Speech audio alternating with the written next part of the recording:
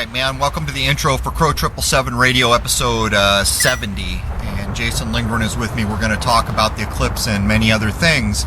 But let's do the whole words have meaning thing once again in regard to the eclipse. Because there was no moon. The moon does not cause the solar eclipse we just saw. We can prove it. But let's take a random word. Like, how about Protestant? Okay, it's a word so many of us say with regard to religion all the time, but in that word is protest.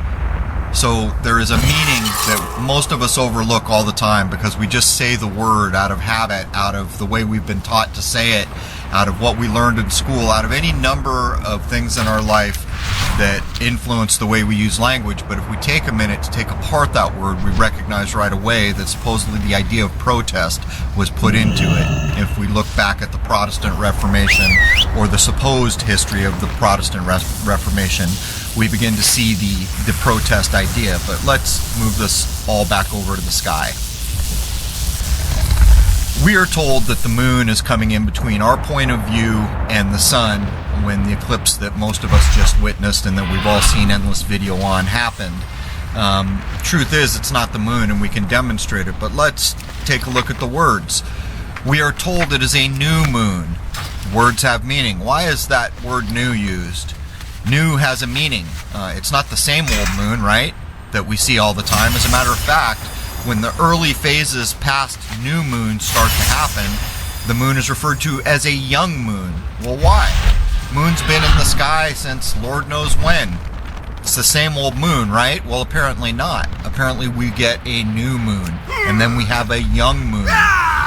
But for, you know what, I'll reiterate some of what we're going to cover here in the episode just to make the point early, because so many people don't get through the whole podcast. We're told that the sun is an infinite light source. We're told that the sun is roughly 93 million miles away. I've heard 83 bandied about recently. Don't care. It's millions and millions of miles away. Let's use 93. So we have the brightest thing we can imagine called the sun, which is, we are told, an infinite light source at 93 million miles. We are further told that there is a new moon coming in front of it at roughly 250,000 miles. So that supposed new moon is backlit by the brightest thing we know about, called the sun, at 93 million miles. Fact is, if these things were true, we could detect the moon coming into the eclipse and after totality, after the eclipse has happened, leaving the disk of the sun. This is not the case. This proves that the description that we have been given is wrong, but there is a litany of video coming forward. Let me... Shoot, I should have wrote it down. Is it Candy Star? Well, I'll move on. There was a clip that was sent to me of people filming the shadows that were going on the eve of their roof as the eclipse was approaching totality in their area. And what it looks like is exactly the same pattern that you get if you look into a pool that is disturbed reflecting on the eve of a house. It's identical. I may contact that channel. I think it's Candy Star. I hope I have that right. I should have wrote it down before I started. I may ask them if I can run that footage. There is footage from Michigan that I just saw where the sun is overexposed, the eclipse is happening, and yet locked to the image of the sun there is a reflection of the eclipse happening, maybe less, 1/4 degree away from the sun. All this footage coming forward.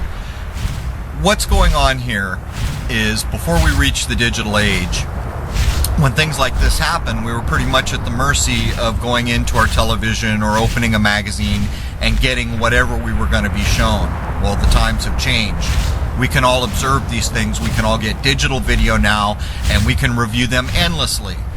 This is, in fact, probably the main difference between understanding what people thought about the moon landings in the 60s and what the majority of people who can actually think and walk while they're awake now think of the Apollo landings now. It's simple. We can review this stuff.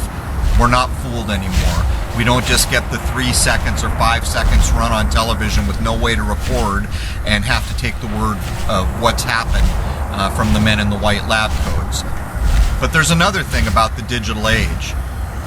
The digital age is going to allow places like NASA to just pump out all this impressive imagery.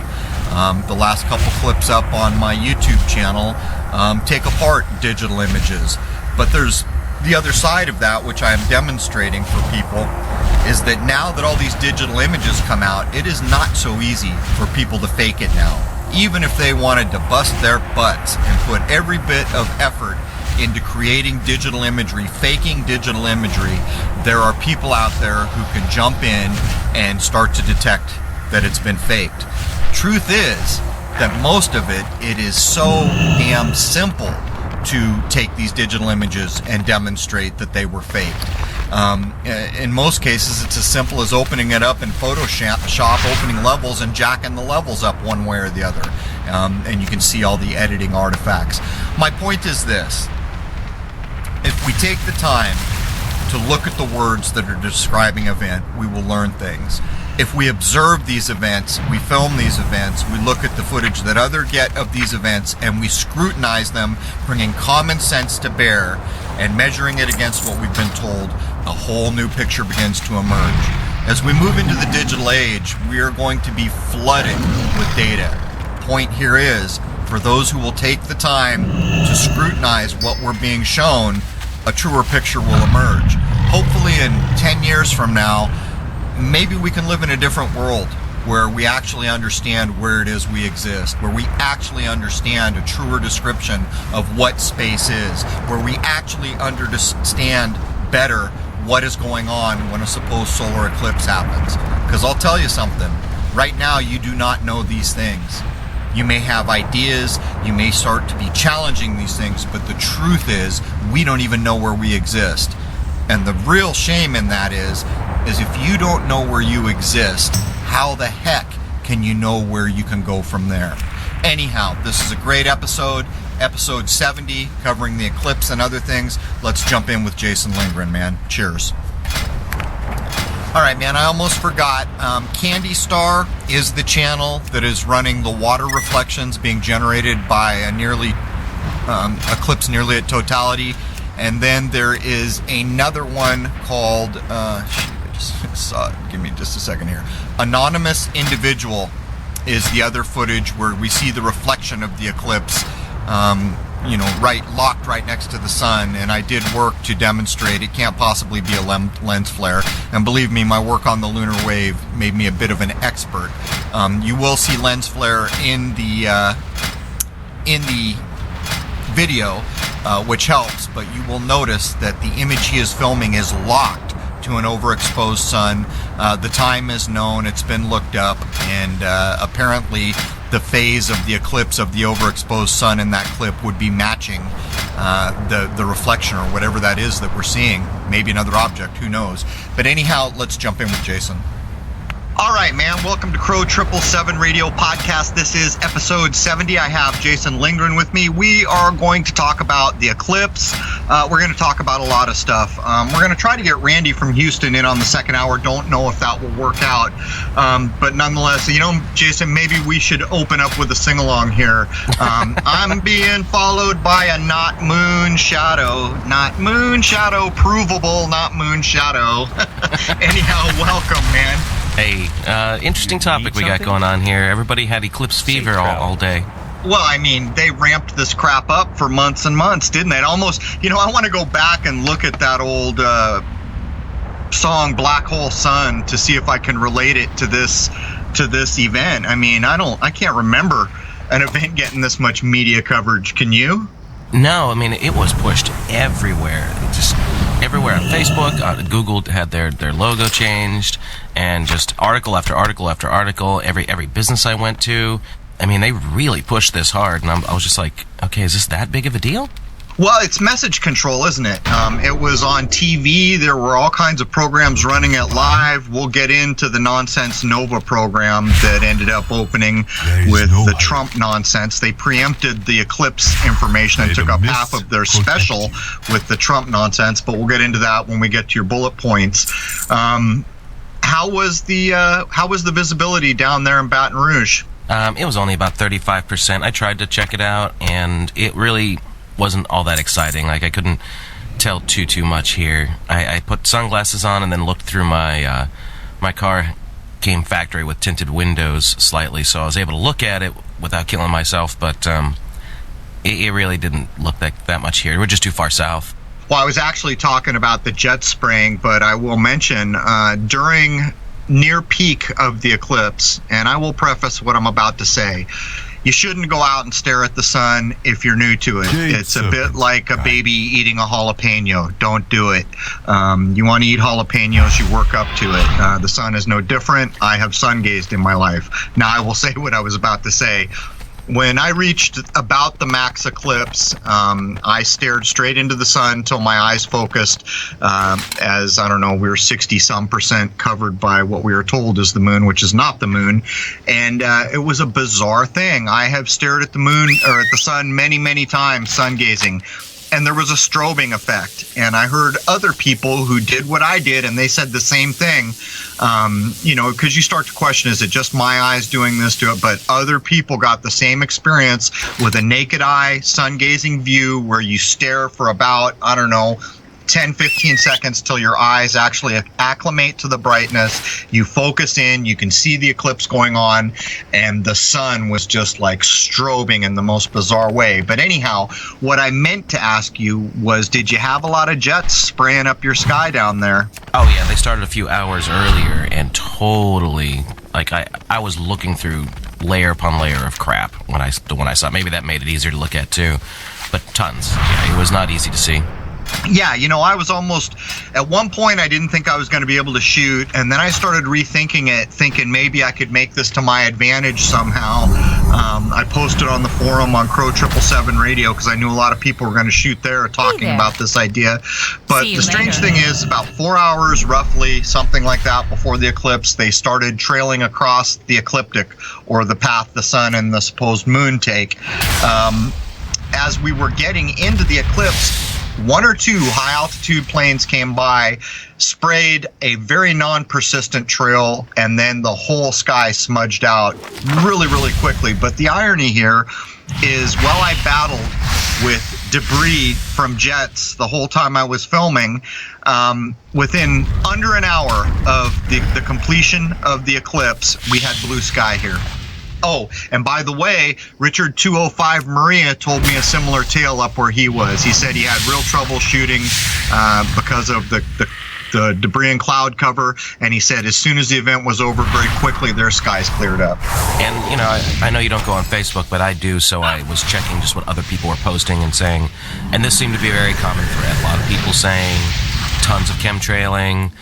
A lot of times I couldn't see the eclipse at times, so for whatever reason, it seems that this was a very common thing that was done on that day.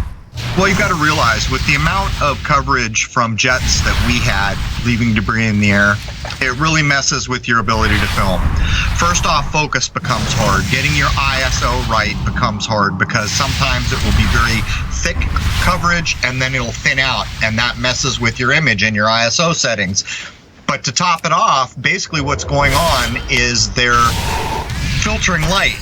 So the light coming towards your camera or scope or however you tried, you know, is being filtered down. So the quality of the images you get is reduced, which is what happened in my area. But I will say, I have some followers that said, hey man, I shot Crow, come check it out. Man, people are getting some high quality stinking footage. I've seen 4K footage. I've seen 1080i that looks like it could be 4K. I've seen people focusing out the sunspots that are just beautiful. So I guess we got to ask the question here, Jason. If I shoot in HD and all my followers, a lot of which who are just getting into this, are shooting in 4K in HD, what the hell's up with NASA, man? They shoot in LD. All we see from them is low definition. I mean, am I wrong here? No, and that blows my mind. You'd think that multi-billion-dollar organization should have a little better camera equipment by now in 2017, but I don't know, man. So let's talk about what we did with the screen share right before we started recording. I took 3 NASA images. I took the supposed International Space Station going through over the disk of the sun during the eclipse. We were told, I think they claim it was shot in Wyoming.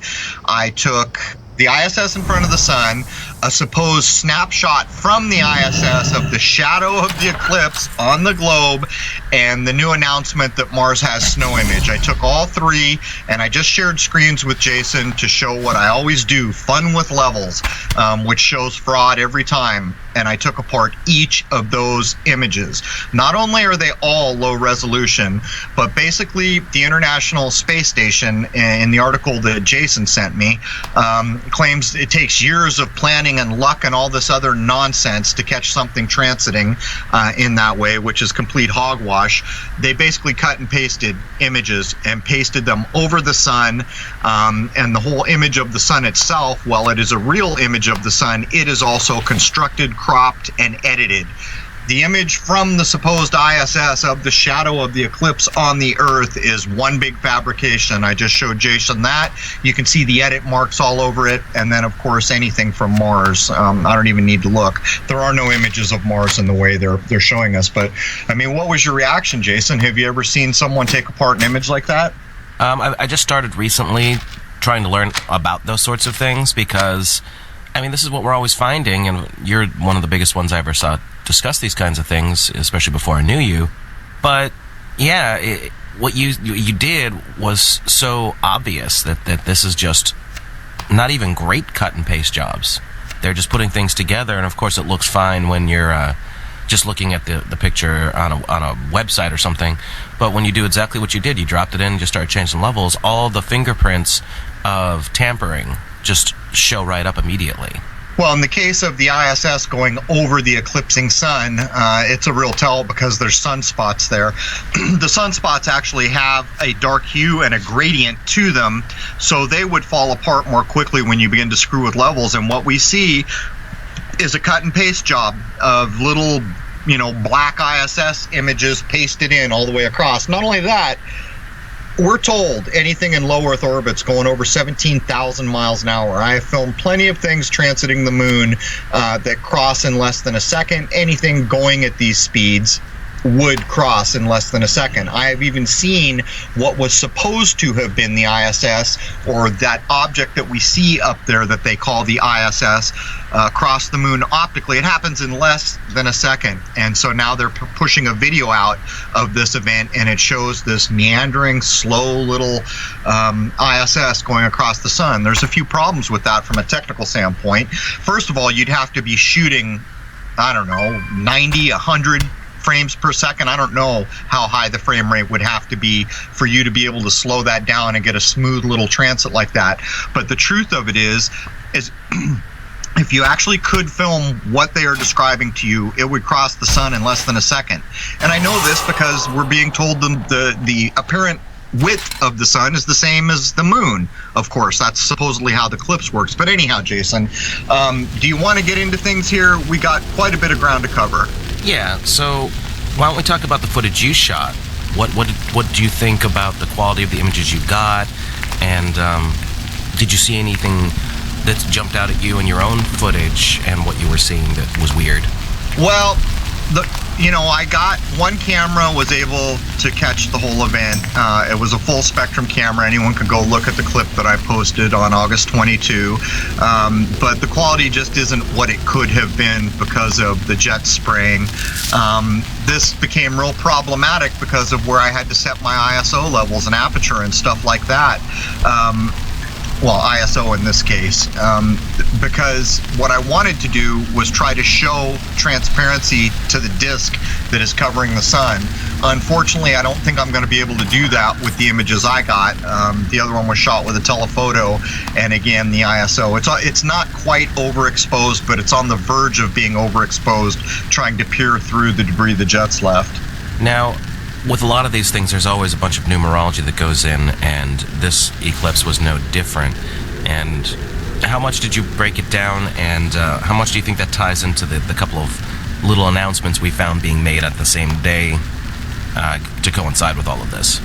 Well, shoot, man, I should have made better notes on this. I didn't realize we were going to talk about this, but running into the eclipse, the commercials and things like the Denny's, Denny's was running an all-day mooncakes, pancakes, all you can eat for the day of the eclipse, with the statement, because the moon looks so much, or the pancakes look so much like the moon, and they showed a pancake eclipsing the sun in their ad. It was 4s encoded. A lot of 4s encoded is what I was seeing, and of course that can be taken to mean. The problem with numerology and gematria is you have to understand the intent to some degree of the people who are implementing it. As an idea, 7, you can look up the number 7 and you can follow people who are doing absolutely fantastic breakdowns where it's being used as a mind weapon. That's the intent of the people putting it out there. On the other hand, you could look up the number 7 and find the exact other intent behind it, where it's more fortunate and perfect number in this kind of idea. What we saw here was a lot of 4s running into it. In my view, the intent is to encode those 4s towards death. We saw 44s and 4s. You actually mailed me something from one of your friends, which I found interesting, where he was breaking down the encoding he saw. The problem here, Jason, is I haven't really just focused on that to break down the numbers that were associated running into the event. Okay, so this is from my friend Wayne, and he gets the he really gets the overall picture right here with the numerology and the eclipse. So he sent me this email. I thought you might be interested in some of my eclipse findings. Here it is. There's a lot of 3 and 4 encoding, as well as a lot of hidden symbolism.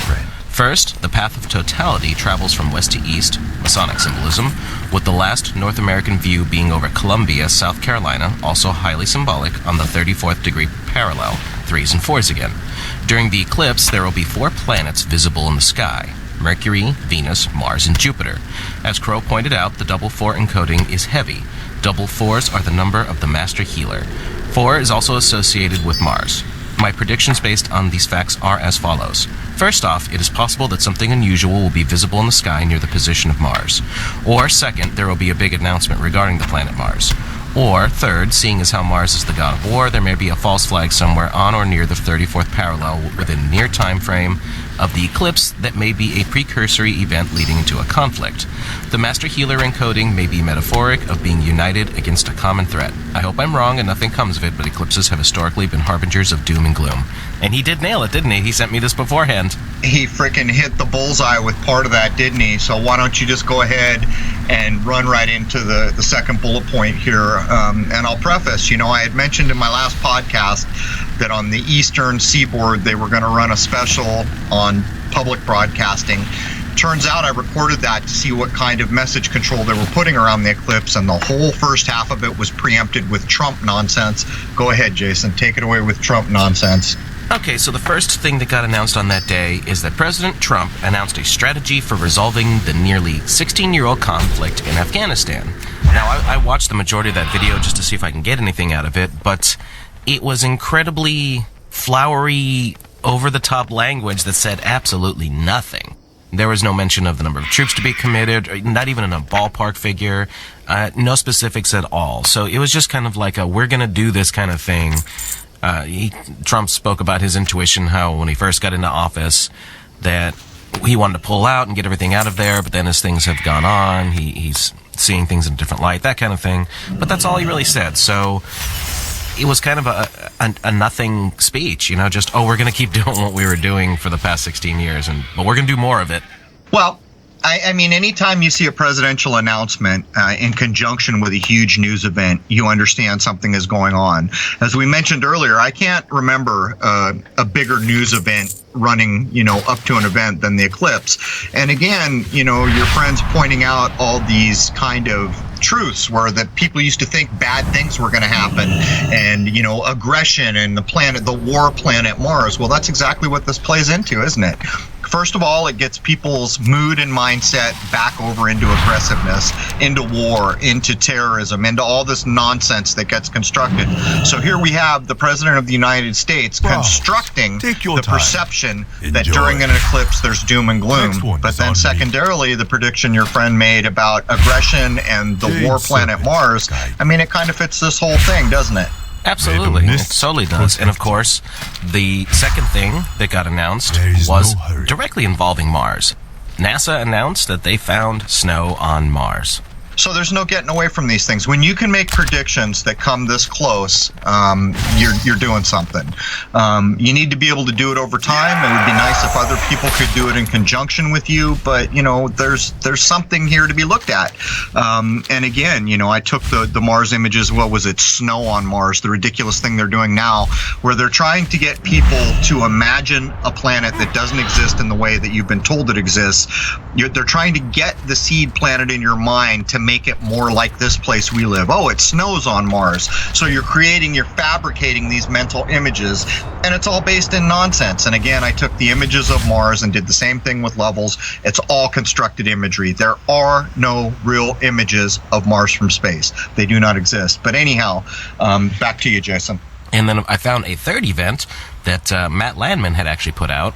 It's an article in the British Independent Online website stating that we are in big trouble in regards to global warming. Now, first and foremost, didn't they kind of ditch the global warming thing and start just calling it climate change, and global warming wasn't such a big thing anymore? But then all of a sudden Al Gore comes out with part 2 to his ridiculous documentary of lies. And then now they're all back on the global warming thing again. Is that, am I accurate there? Yeah, it's gone both ways. There's no doubt. But go ahead, push through your point here. So, to quote from the article, the world has missed the chance to avoid dangerous global warming unless we start geoengineering the atmosphere by removing greenhouse gases, according to new research. Scientists used computer models to assess what needs to be done to restrict global warming to between 1.5 and 2 degrees Celsius, the limits adopted by the Paris Agreement on climate change. Goodbye. So here it is, man. It's fear porn. It is stage setting. It is any number of things, and it is announced on the day of the eclipse. I mean, there's no getting away from these things. Global warming is nonsense. We've covered these things before, but when you go out to film an eclipse and you see jets just filling the sky, and then you have people posting from all over the country and actually other countries saying the exact same thing, and not only that, you want to talk about climate control, weather control. As I pointed out, the eclipse ended within 45 minutes. We had blue skies. Richard 205 Maria up in New York said a very similar thing. Other people in other parts of the country. So what we see here is that they are geoengineering. We see the planes doing it. We've been watching the planes doing it since the 90s. And then we get this kind of nonsense out of Britain. It's beyond the pale, man. It's beyond criminal in my view. They've been spraying the air for a long time. They've been manipulating the weather. So this is all just tongue-in-cheek to me. Yeah, so anyway, it looks like they're getting back on the global warming train. And, you know, I just don't want to hear this nonsense. But, of course, they announced this on Eclipse Day, and it just all ties together, so... Yeah, there's no getting away from. Anytime there's a big story in the news and announcements like this get made, there's a reason. And I think your friend did a heck of a job breaking down what we might expect to see before the fact, because looks like not only did he hit the target, but he was right in the bullseye there a little bit. So yeah, and what that tells me is that anybody can... what's the old quote? With eyes to see and ears to hear. It's like if you know what you're looking for, you can just kind of throw it right out there and be like, well, this is what they're going to do. They're going to say something regarding this particular topic because this is the way the numerology works out. That's right. It's not that hard. It's just that the average person has been taught that there's no value in thinking that letters have a numerical value. People have been taught that the zodiac is nonsense. It's how we place the sun. It's not nonsense. People have been taught that the myths that surround the naming of our planets are all just pleasant stories for children. Not the case. There's information in all these places, and not only is it information, it's information that gets used regularly by the people who run our show. So there it is, man. Right. So NASA also, of course, was heavily involved in all this. They had a feed going, which apparently was cutting in and out all the time. What do you make of that, Crow? Of course, it's the same playbook we see from the Chinese claiming they have a rover on the moon. It's nonsense. And the way they cover for this is by having equipment failure. So let's get this straight. We are now in the new century. We're in the 21st century, and these guys can't even manage a live feed. I mean, come on. Come on.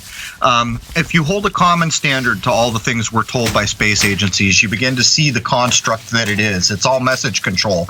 And this really sets aside that people like me, the followers who are interacting with me at Crrow777 Radio, producing fantastic HD footage while NASA dumps out the door this low-def crap. It's beyond the pale. At some point, NASA's going to need to be called out. And I don't know if it happens in our lifetime, but at some point, all the people that come to YouTube defending NASA and regurgitating lies about the Apollo mission need to get a clue. And we're going to cover scientism in this episode for this very reason. But anyhow, keep going, Jason. So let me ask you this, since you're way more of a Photoshop kind of guy than I am. When you do things where you're manipulating images, and as you showed me before we started the show today, so you're shooting in HD, and a lot of the NASA stuff is in low definition. Is it easier to manipulate things in low definition versus high definition, or doesn't it matter? Or is it just that it's easier to smudge things maybe because the definition isn't there, or to hide the amount of noise that should be there, like all that sort of thing? Yeah, so here's how it works. No, you would do your manipulation in the highest definition you could get your hands on. Then you would ruin the definition so that artifacts are introduced into the image and it starts to be harder to see exactly what was done. But you can still detect the edit marks. As a matter of fact, I have an image up where I show that the Pluto images, Pluto images are complete nonsense, complete constructs. But I also take a supposed asteroid image apart there and show how they ran a blur filter in Photoshop, and you can prove it. It's not really arguable for anyone who knows how to use the tools. So to answer your question, if I was going to fake these images and I was NASA, I would get the highest resolution images I could. I would do a better job faking it than NASA, because they get caught cut and pasting so much, like they did with the Earthrise over the moon horizon. It was flat out shown that they just cut the Earth image in and they didn't even get the size right. Point is, you take that high-res image, you do your cheating and your shenanigans, and then you dummy it down to low resolution because you're losing data. Basically, if you think of like a JPEG, which is a lossy compression format, what that means is each time you compress it into a JPEG, you're losing data. So if I took a decent resolution image from NASA that was a JPEG, opened it up, did something to it, saved it. Next day did the same thing. Next day did the same thing. Did that for a week every day. Every time I saved it in the JPEG format, it would be lossy compression and I would be losing data. And this works in their favor too, because what they do is they choose a lossy format like JPEG and they hand it out to the news agencies. Well, what do the news agencies do? They crop it in terms of the ISS image supposedly seeing the shadow of the eclipse from space. I saw 3 different orientations, 3 different crops.